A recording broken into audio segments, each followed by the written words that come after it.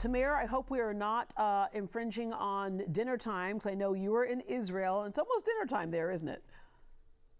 Yes, we actually ate an early dinner, so we're all set, and I'm just happy to spend time with you. All right. Let's go back to why you actually wrote this book. And it starts with a story a while ago when you were in school. You were playing basketball, and people have nicknamed you at that time the Jewish Jordan because you were ranked 25th best high school basketball player in the country, averaged 35 points per game. Do you remember the first time you ever picked up a basketball and how that felt to you?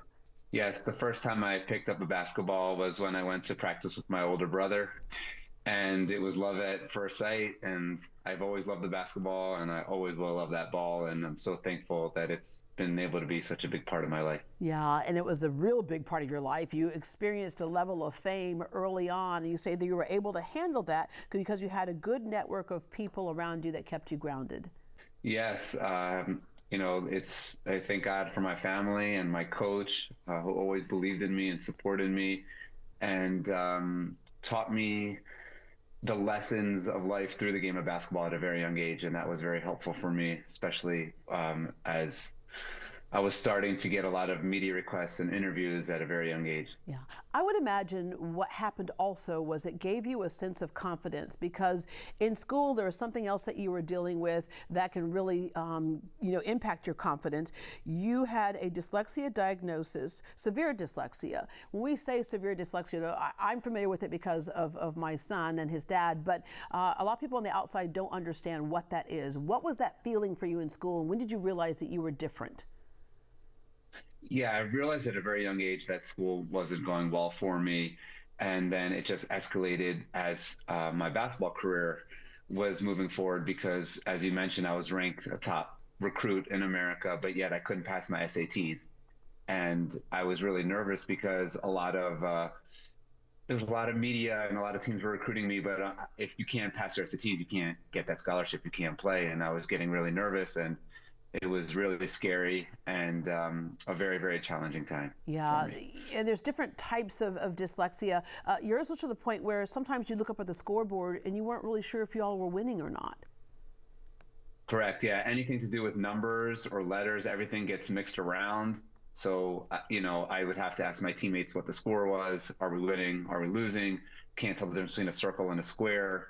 Just very, very, very challenging. But at the same time, the doctor who diagnosed me, he said, there's a hidden blessing in all of this, and it's probably what gives you your vision on the basketball court. And Uh, that was like the sentence that kind of healed me, changed my life, and gave me all the confidence I needed to move forward. And that's ultimately why I wrote the book, because I wanted the kids to know that within the challenge, there's also a superpower. There's yeah. a hidden blessing. And for me, it was basketball. And I wanted the kids to let them know that they also have a superpower somewhere. With that said, we certainly know there has to be a big emphasis on academics, but sometimes we pit the two against each other and say, you're not going to be able to do extracurricular activities until you master this. Those extracurricular activities are an important part of our education as well. 100%. I actually think they go hand in hand. And sometimes for kids like me, all my confidence, all my life skills, everything came through basketball. And if basketball was taken away from me, I just wouldn't have possibly been able to reach my potential without it. So I think for parents, it's really important to encourage and work through the kids' talents and blessings and hobbies instead of separating the two. Yeah, you say your faith played an important role in you getting through some things, but also your faith was kind of pitted against basketball at one point because you had a challenge there. You committed to the University of Maryland, but not a great fit as an Orthodox Jew because there are practice times that conflicted with your religious commitments. Correct. It's very, very hard to get a Division I scholarship. It's almost impossible. And then putting on top of that I can't play from sundown Friday to sundown Saturday. Imagine telling that to a coach. It's almost impossible. But I'm forever grateful to the coaching staff and my teammates at Towson University who managed to change the schedule for me so that I was able to live out my dream and beat the odds and get a Division I scholarship without having to play on the Jewish Sabbath or Yeah. holidays while wearing my kippah on the court. Yeah, you eventually left there. That ended your college basketball career. You struggled a little bit emotionally and spiritually because it's hard. You have this thing sitting right here that could take off here, but at the same time, there's the part of your soul, and that's part of what you teach in the book is making decisions. And as long as you're true to yourself, all right. You moved to Israel. You fulfilled that basketball dream. You were on several teams in Israel. You stopped when you got injured, but today you're married with 5 children. You're starting your own basketball team, aren't you?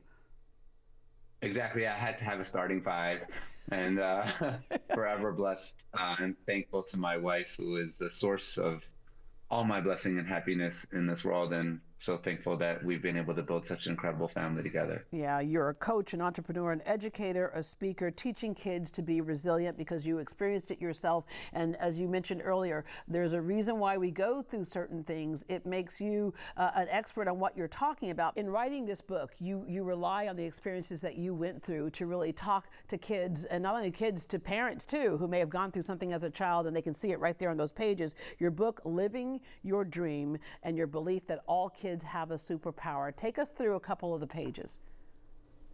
Yeah, well, I'm forever grateful to PJ Library for helping me bring my book to life. I think two examples that could potentially help parents is the first one, when I'm struggling with my homework, my coach invites me over to his house to do my homework. And instead of making me feel bad about my learning difficulties, he simply said, just write as you talk, and then I'll check it. And the way he worded it, it made me feel really calm. And I was eventually able to start getting through my homework that way. So I think it's important to learn how we word things to kids, especially if they have learning difficulties. And the second example I would share is after I hit a game-winning shot, I raised the roof.